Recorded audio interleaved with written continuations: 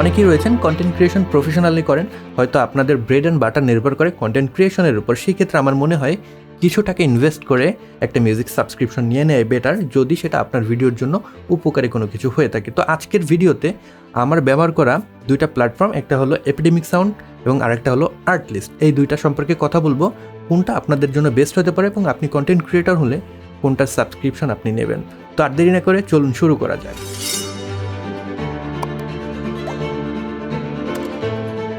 কোনো একটা music subscription নেওয়ার আগে আমাদের বেশ কিছু বিষয় নিয়ে কিন্তু আলোচনা করতে হয়, চিন্তা করতে হয়। এর ভিতরে প্রথমে রয়েছে সেখানকার যে অডিও রয়েছে সেটার কোয়ালিটি কীরকম, লাইব্রেরির কোয়ালিটি কীরকম। তো আমরা দুইটা প্ল্যাটফর্ম নিয়ে কথা বলি। যদি আমরা এপিডেমিক সাউন্ড এবং আর্টলিস্টকে দেখি, দুইটার ওয়েবসাইটের যে ইউজার ইন্টারফেস রয়েছে মোটামুটি সিমিলার। খুব ইজিলি আপনি যে গানটা খুঁজছেন বা যে ধরনের ট্র্যাক খুঁজছেন, মিউজিক খুঁজছেন ব্যাকগ্রাউন্ডের জন্য, সেগুলো কিন্তু খুব ইজিলি পেয়ে যাবেন। দুইটা প্ল্যাটফর্মে আপনি ক্যাটাগরি ওয়াইজ, মুড ওয়াইজ, দেন জনার ওয়াইজ, কিংবা আপনি যদি ডিফারেন্ট লোকেশন ওয়াইজ খুঁজতে চান মিউজিক, সেগুলোকে খুঁজে বের করতে পারবেন। এবং কোনো একটা ট্র্যাক আপনার পছন্দ হয়ে গেল, সাপোজ এই ট্র্যাকটা আপনার পছন্দ হলো, আপনি এটার মতন আরও কী কী ট্র্যাক আছে সেগুলো শুনতে চান, সেটা খোঁজার জন্য জাস্ট ফাইন্ড সিমিলার যে বাটন রয়েছে এটার উপরে ক্লিক করলে এরকম আরও অনেকগুলো ট্র্যাক চলে আসবে, যেখান থেকে আপনাদের যে পছন্দের মিউজিক সেটাকে খুব ইজিলি আপনারা ব্যবহার করতে পারবেন। এপিডেমিক সাউন্ড এই দিকে একটু এগিয়ে থাকবে, কারণ কয়েকদিন আগে তারা নতুন একটা ফিচার নিয়ে এসছে, যেখানে আপনি কোনো মিউজিকের একটা নির্দিষ্ট অংশকে সিলেক্ট করতে পারবেন এবং সেই সিলেকশন ওয়াইজ আপনার ওই অংশটার সাথে মিলে যায় এরকম কী কী গান আছে এবং কোন জায়গায় গিয়ে ওই টোনটা আছে সেই জিনিসটা খুঁজে বের করে আপনাকে দেবে, যেটা আপনার মিউজিক খুঁজে পাওয়ার যে প্রক্রিয়া সেটাকে আরও সহজ করে দেবে। এপিডেমিক সাউন্ডের আরেকটা সুবিধা আছে, এটা আপনাকে স্টেমস ডাউনলোড করার অপশন দেয়। স্টেমস হলো আপনি যখন কোনো গান নিয়ে কাজ করছেন সেটায় ডিফারেন্ট অংশ থাকে, যেরকম ড্রামস থাকে, গিটার্স থাকে, ভোকালস থাকে, এরকম ডিফারেন্ট অংশ মিলে কিন্তু একটা গান তৈরি হয়। আপনি যখন স্টেমস ডাউনলোড করছেন ওই গানের প্রত্যেকটা অংশ আলাদা আলাদাভাবে ডাউনলোড করছেন। সাপোজ একটা গানের আপনার ভোকাল দরকার নেই, শুধুমাত্র মিউজিকটা আপনার দরকার, মিউজিকটা ভালো লেগেছে, তো আপনি স্টেম ডাউনলোড করে ভোকালটাকে রিমুভ করে দিয়ে শুধু মিউজিকটা কিন্তু ব্যবহার করতে পারবেন। এই সুবিধা আপনি এপিডেমিক সাউন্ডে পাবেন, যেটা আর্টলিস্টে পাবেন না। সর্বশেষে এপিডেমিক সাউন্ডের আরেকটা বড় সুবিধা, সেটা হলো এটা লাইব্রেরি অনেক সমৃদ্ধ, অনেক বেশি মিউজিক আপনি এখানে পেয়ে যাবেন, অনেক বেশি অপশনস আপনি পেয়ে যাবেন। আমি পার্সোনালি এপিডেমিক সাউন্ডের যে লাইব্রেরি এবং সেটার কোয়ালিটি আমার বেশি ভালো লাগে, তবে আর্টলিস্টও পিছিয়ে থাকবে না। সেখানে যে মিউজিক রয়েছে সেগুলো একটু সংখ্যায় কম থাকলেও কোয়ালিটিফুল আপনি মিউজিক পেয়ে যাবেন। এবং দুইটা প্ল্যাটফর্মেই প্রতিনিয়ত নতুন নতুন মিউজিক কিন্তু অ্যাড হচ্ছে, সো এটা নিয়ে আপনার চিন্তা করার কোনো কারণ নেই। তো এইবার ইম্পর্টেন্ট যে বিষয় সেটা হলো প্রাইসিং, এটা নিয়ে একটু কথা বলা যাক। এপিডেমিক সাউন্ডে আপনি 3 ধরনের লাইসেন্সিং পেয়ে যাবেন, একটা হলো পার্সোনাল, একটা হলো কমার্শিয়াল, আর একটা হলো এন্টারপ্রাইজ। এন্টারপ্রাইজ আমাদের দরকার নেই, এটা হলো বড়দের বিষয়, কারণ খুব কমার্শিয়ালি যারা কাজ করে তারা নিশ্চয়ই এটা কিনবে, এবং এটার প্রাইসিংও দেওয়া নেই, এটা আপনার আলাদা কোটেশন নিয়ে দেন ব্যবহার করতে হবে। তো পার্সোনাল এবং কমার্শিয়াল নিয়ে আমরা কথা বলি। এপিডেমিক সাউন্ডের পার্সোনাল যে প্ল্যান রয়েছে সেটা যদি আপনি ইয়ারলি কেনেন, সেক্ষেত্রে $9 প্রত্যেক মাসে আপনাকে গুনতে হবে যদি আপনি ইয়ারলি পেমেন্ট করেন। সিমিলার প্যাকেজটাই আপনি যদি মান্থলি পেমেন্ট করতে চান, সেক্ষেত্রে কিন্তু $15 করে আপনাকে গুনতে হবে। এবং এপিডেমিক সাউন্ডের যে কমার্শিয়াল প্ল্যান রয়েছে সেটার জন্য আপনাকে $19 করে গুনতে হবে মান্থলি যদি আপনি ইয়ারলি পেমেন্ট করেন, আর আপনি যদি মান্থলি পেমেন্ট করতে চান সেক্ষেত্রে $49 করে গুনতে হবে। তো অনেক বেশি কিন্তু এখানে আপনাকে টাকা দিতে হচ্ছে, যেটার কোনো মানে হয় না আমার মনে হয়। তো এবার চলুন আমরা আর্টলিস্টের যে প্রাইসিং রয়েছে সেটা নিয়ে একটু কথা বলি। আর্টলিস্টে আপনি পার্সোনাল যে প্ল্যান রয়েছে সেটাকে মান্থলি পেমেন্ট করে কিনতে পারবেন, এবং সেক্ষেত্রে আপনাকে $9.99 করে গুনতে হবে যদি ইয়ারলি পে করেন, আর আপনি যদি মান্থলি পে করতে চান $14.99 বা $15 করে কিন্তু আপনাকে দিতে হবে।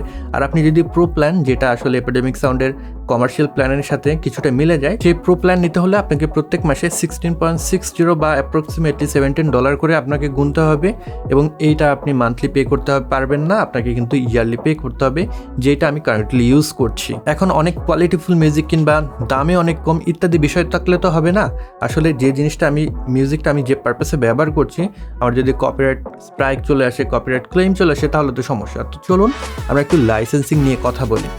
এপিডেমিক সাউন্ডের যে লাইসেন্সিং, এইটা আমার কাছে একটু বিদঘুটে মনে হয়, আপনার ইউজার ফ্রেন্ডলি না। আমরা যদি খুব সহজভাবে বলি, এপিডেমিক সাউন্ডের পার্সোনাল যে লাইসেন্সিং রয়েছে সেটা হলো প্রত্যেকটা সোশ্যাল মিডিয়া প্ল্যাটফর্মের জন্য একটা করে অ্যাকাউন্ট সাপোর্ট দেবে। আপনি যদি একটা ইউটিউব অ্যাকাউন্ট, একটা ফেসবুক, একটা ইনস্টাগ্রাম, একটা টিকটক, একটা পডকাস্ট, এগুলো যদি কভার করতে চান, পার্সোনাল প্ল্যানটা আপনি নিতে পারেন।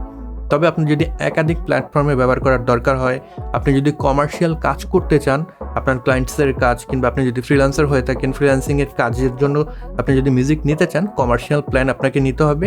তবে এই ক্ষেত্রে একটা লিমিটেশন আছে, আপনি কিন্তু আনলিমিটেড সোশ্যাল মিডিয়া প্ল্যাটফর্মে ব্যবহার করতে পারবেন না। হাইয়েস্ট আপনি 3টা সোশ্যাল মিডিয়া প্ল্যাটফর্মে ব্যবহার করতে পারবেন মিউজিকগুলো, এবং আপনি এগুলোকে আপনার ক্লায়েন্টসের জন্য ব্যবহার করতে পারবেন যদি সে ওয়েবসাইটে সেই অ্যাডটাকে ব্যবহার করে বা যে ভিডিওটা তৈরি করছেন সেটাকে ব্যবহার করে, ডিজিটাল অ্যাডের জন্য যদি ব্যবহার করে, এবং ক্লায়েন্ট যদি তার বিজনেস পারপাসে ব্যবহার করে, সেক্ষেত্রে কিন্তু কোনো সমস্যা হবে না।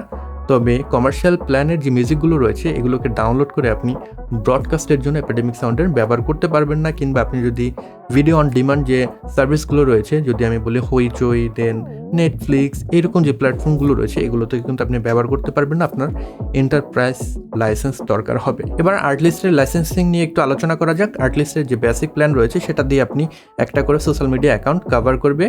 তবে আপনি যদি কমার্শিয়াল কাজ করতে চান, ক্লায়েন্টসের কাজ করতে চান, একাধিক সোশ্যাল মিডিয়া অ্যাকাউন্ট থেকে থাকে, প্রো লাইসেন্স আপনাকে নিতে হবে। এবং এইটা দিয়ে আপনার যে সুবিধা সেটা হলো আনলিমিটেড সোশ্যাল মিডিয়া অ্যাকাউন্ট আপনি ম্যানেজ করতে পারবেন। আপনার যদি 10টা ইউটিউব চ্যানেলও থাকে সেখানে আপনি মিউজিকগুলোকে ব্যবহার করতে পারবেন। এইটা আমার সব থেকে বেশি ভালো লেগেছে, এবং এখানে কোনো লিমিটেশন নেই। আপনি যদি চান এটাকে ব্রডকাস্টিংয়ের জন্য ব্যবহার করতে পারবেন, কিংবা আপনি যদি আপনার ক্লায়েন্টসের যে কোনো প্রজেক্টে ব্যবহার করতে চান ইজিলি ব্যবহার করতে পারবেন, কোনো লিমিটেশন নেই।